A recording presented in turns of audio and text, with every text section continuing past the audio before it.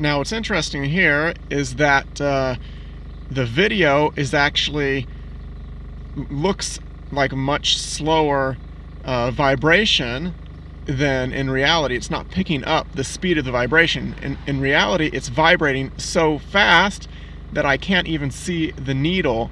It's vibrating so fast, but I guess the camera here can't pick that up. It's like actually looks slower than it is in reality. Now if I press down on the gas, it completely stabilizes. I'm revving to about 3,000 RPM right now, and then I let go.